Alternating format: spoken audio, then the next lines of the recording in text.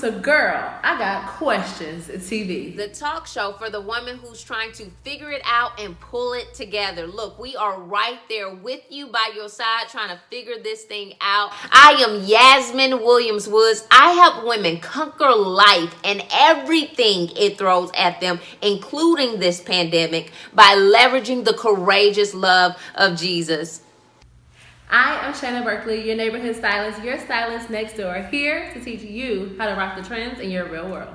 Now, as you can tell, Yasmin and I are social distancing, and it's sad. I miss my girl, but also we understand the importance of being cautious and doing the right thing when it comes to not spreading coronavirus. And so we are teleworking, I guess is a good word to say, how we are separating during this time. And so hopefully you are social distancing, quarantining, self-isolation, physical distancing, child, whatever you want to call it.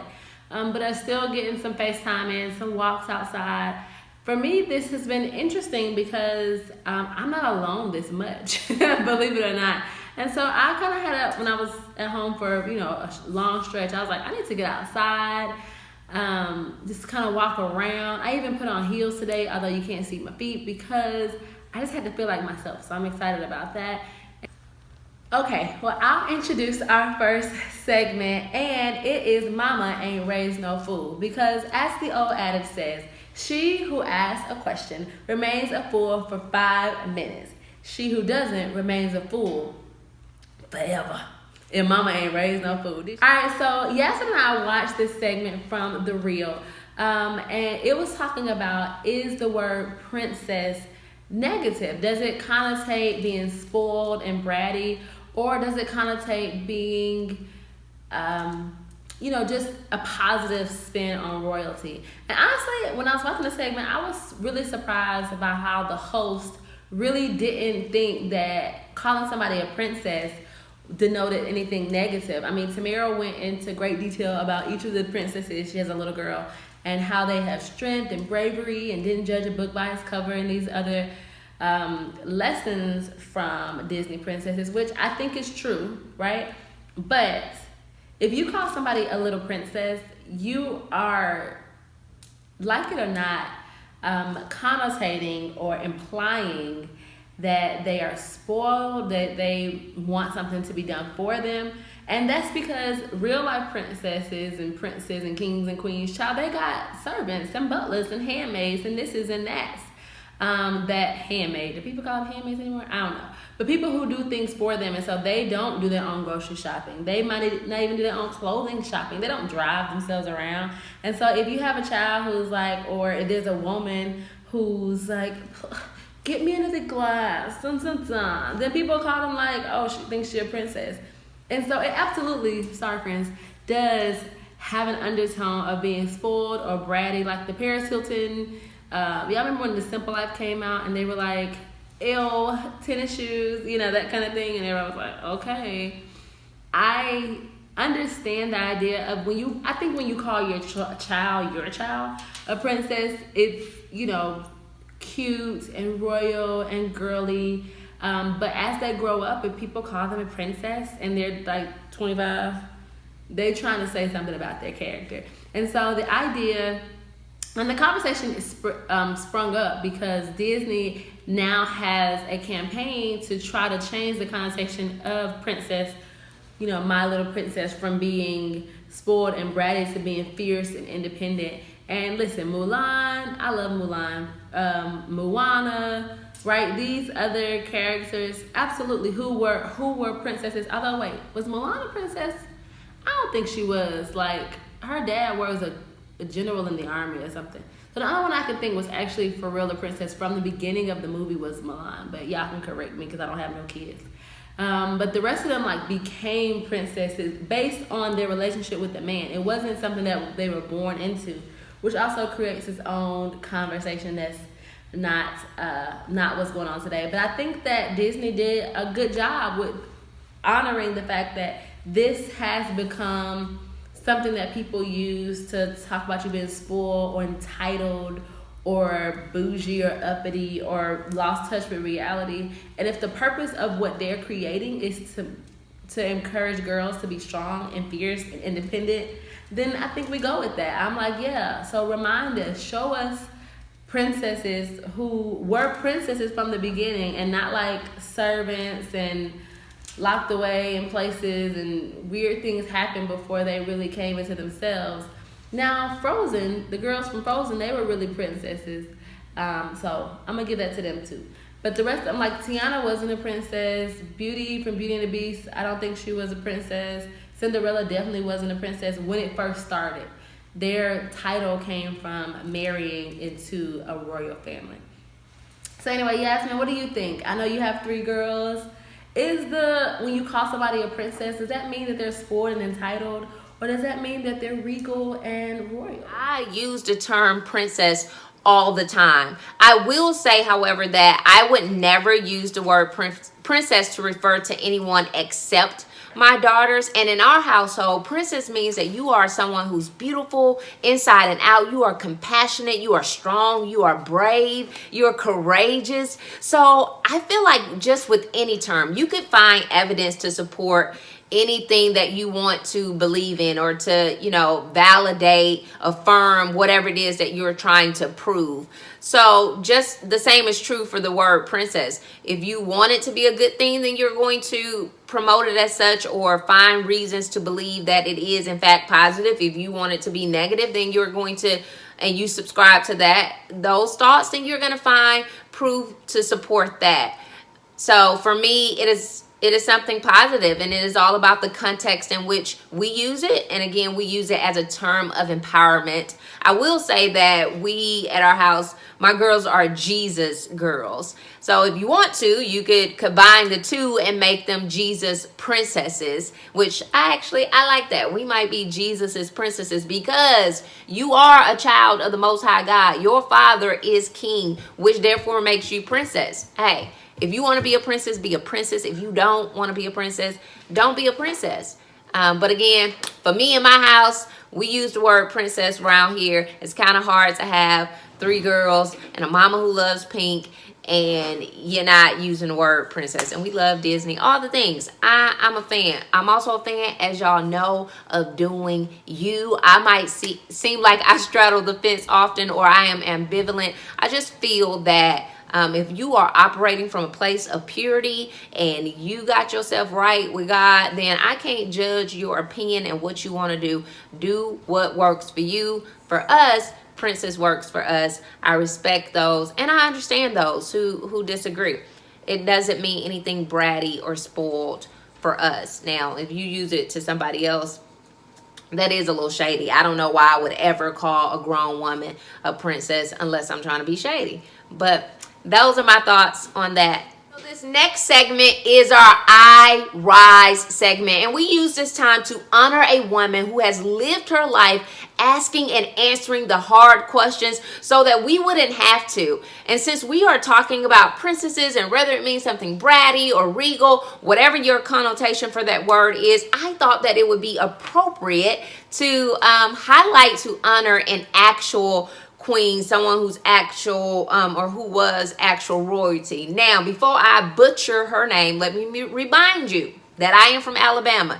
So what you gonna get from me is the sound of a woman who's from Alabama. All right, I can't pronounce her name. God bless her. God bless me. Her name was Queen Philippa of Hainault. I'll put that in there for you in the description box so you can spell it. Know how it's spelled. But she was born June 24th, circa 1310/1315. So throwback, records were not all that grand. And it is believed that she did die on August 15th, 1369. She was queen. She became queen after marrying King Edward III. So she was Queen of England. Get it, boo. And she was known for being compassionate, empathetic, kind. She was very popular amongst those citizens, amongst people living in England at the time and just around the world. It is believed that she persuaded her husband throughout his very long reign. She persuaded him to do things that were favorable in the eyes of the people. So she was very popular. And so there you are. You have a queen who was regal, who was strong and brave, especially like during the 1300s, y'all. She was helping her husband in his kingdom. She went on expeditions with him. So brave, strong, courageous, compassionate, kind, beautiful on the inside, all the things. So there you have it. You have an actual queen who model all the things that, for me, I mean when we talk about the term princess. Let's go ahead and give our girl, you know I can't say it, let's give our queen 2 snaps and a slay. Yes, queen. All right, guys, this is a fan favorite segment that we like to bring back periodically, and it is called Usher's Let It Burn. In this segment, we give confessions about what we're dealing with, things that we're trying to overcome, or just funny, like things that work our nerves. So this week, my confession is that I am addicted to TikTok. I'm 30 years old. I'm addicted to TikTok, and when you download it, you'll know why. I'm learning the dances, and I'm actually gonna make my coworkers learn the dances too, and they don't want to, and they're probably gonna fight me on it, but hey, listen, we all gotta sacrifice in the name of work, so they will learn these TikTok dances. Yasmine, what's your confession, girl? I struggle with confessions this week. I don't really know. There's so many things I could tell you as we are social distancing. Like, I confess to you, my house is a mess, and I typically am someone who likes things to be clean. I love to just clean. I have all this extra time. You would think I would have cleaned up. I'm always cleaning, but the house just can't stay clean. I guess because we're all here. So that could be one confession. Another confession could be, and I'm getting this together, today has been the day that I put forth actual effort in creating an organized schedule, which again is not much like me, because I like rigid, I like consistency. I like to have systems, but we've been operating with no schedule around here, just straight from list, and I feel like there's been peace and greatness in that, but we gotta get back to the schedule. Let's see, another thing I could confess to y'all right now, because we keep it real right now. You know, I'm trying to rock my best, because on our episode 9, if you have not watched, go watch. Episode 9, Shana got us together with vests at short, medium length, long, all those things. So I'm rocking a little vest, if you will. It's actually a dress, so it's longer. You know, she gets me together even when we are apart, sis. I love and I miss you. But my confession is, underneath this dress and this vest, despite the sparkle that you see, your girl is rocking her PJ pants, okay? But that's between us. So those are many things that I can confess. It was hard for me to come up with a confession this week. So in addition to those 3 silly but serious and real things, I'll also share with you, for those of you who don't know, I became a mom at the age of 14, and the confession is that I did not tell anyone about my pregnancy until I went into labor. Crazy. If you want to hear that full story, I'll link it up here for you. It's in the box. Yeah, you get a full confession between me and my mom, and just how that all happened and how we are where we are today, glorifying the mighty name of Jesus. But that's my confession this week, y'all. Hop in the comments. Let us know, what are your confessions? What you just got to get off your chest. Now's the time. We don't know when we are going to connect again. Let the people know. What are your confessions? All right, this is my favorite segment. It's called Fashion Foretelling, honey, because I give you the trends before they even know that they're trends. And I tell you how to rock these trends in your real world. Now, quarantine aside, self-isolation aside, SnakeSkin is a huge trend. You can't tell right now, but I actually have on SnakeSkin boots. I'll insert a picture so you'll see what I'm rocking today in my real world. But SnakeSkin is going to be a great item because we're going to wear it like a neutral. So I'm going to show you the 2 pieces I brought today and give you a little styling tricks. This first boot is a SnakeSkin boot. It's pink, like almost like a blush and black, to the knee, flat, almost a Western inspired boot. You can tell by the cut at the top. that it's Western inspired, and it's really cute, and it's a great boot to transition from the winter to spring. And honestly, if you the type to wear shorts and boots, that'll be a cute summer boot too, because again, this pattern, it can go lots of different places. I'll also insert a picture of me wearing some red snakeskin Western boots that I also own, so I'm really into the snakeskin trend. The second thing that I brought is this snakeskin jacket. Now this is a traditional pattern of snakeskin, the coloring rather. It is a couple seasons old. It is Dana Buckman. I thrifted this jacket, and I love the jacket because again, I'm the blazer queen, and anytime I can find a blazer that's work appropriate but still trendy, it's a yes for me, dog. It's a yes. So the thing about snakeskin that I want us to remember is that we can wear it like a neutral. So with this, you can pair it with a different color. You can pair it with red, you can pair it with pink, you can pair it with blue, because it's gonna rock similarly to a navy, brown, or black. It's a neutral. A leopard is also a neutral. So we're moving past like these old school solid color rules about fashion. We're really moving into how to push the envelope in a cohesive way.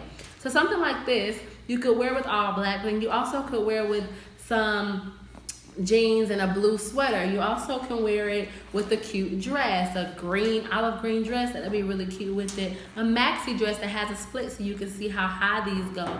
And then with the blazer, again, you would dress this similarly to just any blazer that you already own, a black blazer or a patterned blazer. This would be a great substitute for that. And the great thing about snakeskin is because of its long history in fashion, it really does look and feel luxe, and it elevates an outfit. So don't be trepidatious. Don't kind of step back when it comes to snakeskin. I would actually encourage you to lean in, to dress snakeskin any way you would dress a neutral, and to try new things, because 9 times out of 10 with this type of pattern, particularly the snakeskin, is always going to fare well on your side because it's easy to dress and it basically goes for everything.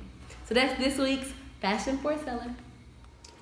So this is in fact my favorite segment, and it is faith-filled and fabulous. You've heard me say it so many times, but if you are out there striving to be fabulous, honey, unless you filled with faith, you are wasting your time. And if you are already filled with faith in God, our creator, then guess what, boo? Congratulations. You are fabulous, okay? Don't let nobody tell you that you are not. This week, I am going to just give you a few verses from Psalms 91. I don't know how involved you are on social media and, church, but this psalm has been a present and prevalent one for, I want to say even before all of this social distancing things happened. It was kind of like I don't know the word, I'm drawing a blank, but it was preemptive almost of or divine timing, just how we've been studying this verse. I've been hearing it sermon after sermon or in prayer in small groups, and here it is no, God needed us to hear this word because it is so relevant to now. So I encourage you to go ahead, read the entire Psalm 91. We talked a few weeks ago about ways for you to grow in reading the Bible and where to start. And just every time you get a verse or a scripture from somebody, go ahead and read that entire chapter. I'm only going to focus on verses 14 through 16. But again, go ahead. You got some extra time. God has you being still so that you can know that He is God. So in this time, dig in and learn more about the God that you serve. Read entire Psalm 91. I'm going to hone in on verses 14 through 16, where the Bible reads, "Because He loves me, says the Lord, I will rescue him. I will protect him, for He acknowledges my name. He will call upon me and I will answer him. I will be with him in trouble. I will deliver him and honor him. With long life I will satisfy him and show him my salvation." So there are so many things that I love about these few verses and this psalm in general. What I want to pull out for us now is just the part about because He loves me. As you know, I feel like you can conquer everything that life throws at you, everything, all of it, if you are leveraging the courageous love of Jesus, and if you yourself are courageous in your love for God, like, it takes courageous love. Love never fails. Love conquers all. And I just love how verse 14 starts out with, because he loves me. Because you love God, because you are courageous enough to believe in God, to hope in God, irrespective of everything that's going on, because you love him, says the Lord, I will rescue him. So I want to encourage you to love, and know that by loving God, you trust God. You are not about to be in a relationship with somebody who does not trust you, because you're like, you don't love me, you don't even trust me.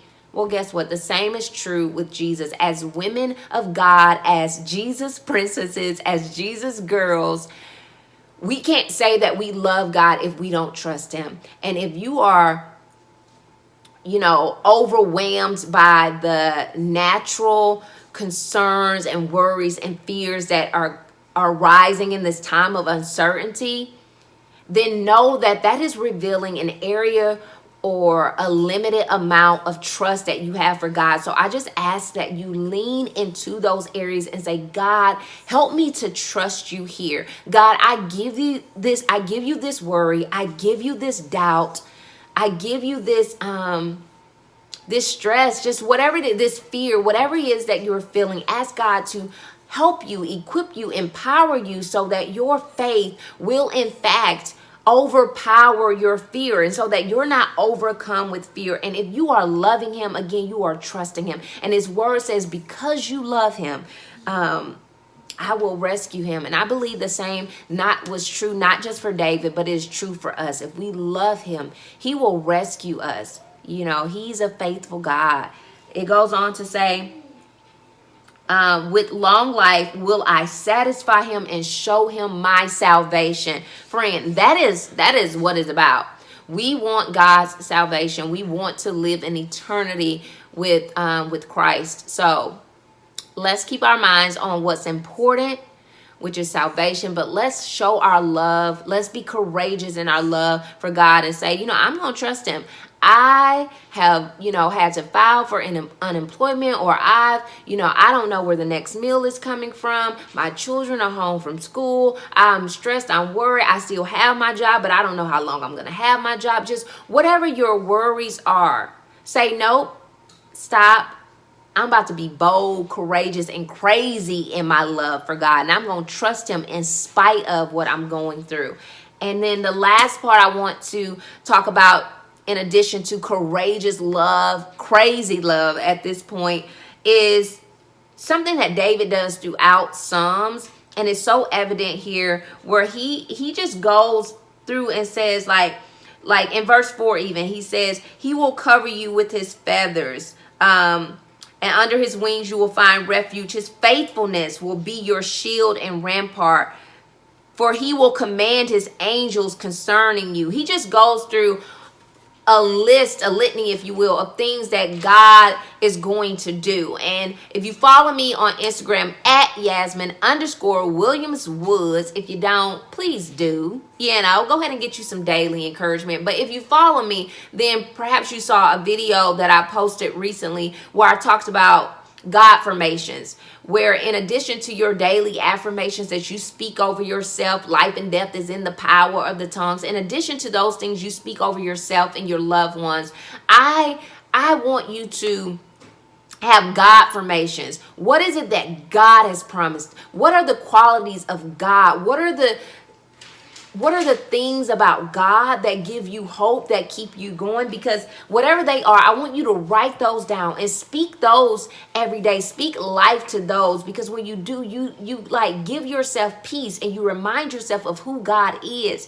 And in that, you're able to trust him, to love him courageously. It's just like, with our boos. We're like, oh, he's so fine. He's so loving. He takes care of me. He's like a good father. Whatever it is about your boo, You name those great qualities all the time. Do that with God, because as you speak them, you just fall deeper in love with him. You have more peace. You're able to trust that he is, in fact, going to command his angels concerning you, that he is going to cover you with his feathers. Just write out you some God formations. Love God courageously so that you're able to trust him. And that's all I wanted to share with y'all this week. Okay, guys, my gas me up song of the week. I am just a throwback kind of person, especially since I'm at home and listening to my playlist instead of listening to the radio. I'm really not up on what's new, but I've really been having a good time revisiting the oldies but the goodies, okay? So, in that same vein, I was a huge NSYNC fan. Team NSYNC, hashtag NSYNC over Backstreet Boys. They was cool too, but NSYNC, my first love and my only love. I love NSYNC. And so when this duo thing happened, I was like, yes, okay? I was in a conversation with one of my friends on Instagram about how JC from NSYNC was super underrated in NSYNC. Like, Justin had the it factor. He had the je ne sais quoi. He had the personality. He had the appeal to black folks because we just liked him. I'm not really sure why, but we like Justin as black people. But JC really was the better singer, and JC really had added this fullness to NSYNC that we didn't value until after the fact. So JC, if you're watching this, baby, we sorry. We are sorry that we underweighted what you brought to the table. And frankly, if I think back on it, like, JC was a lot older than the fan base. I was like 13 and JC was clean in his 20s. So he probably was trepidatious about being too much too soon because y'all are jailbait. So JC, I understand you more as I got older. But to honor JC and all he did for NSYNC, I actually want my Gas Me Up song of the week to be Black featuring JC, Bring It All to Me. Because he really make that song so groovy, like, oh baby, bring it all to me. Like, y'all just go listen to his part. Yes, JC. Yes, JC. So we love JC. We love Black. So my Gas Me Up song of the week is Bring It All to Me, honey. Yes. Thank y'all so much for watching Girl, I Got Questions TV. And keep asking the hard questions, because on the other side of those questions is a woman who is fearless, who is dynamic, and who is living her best life. And we want you to be that woman.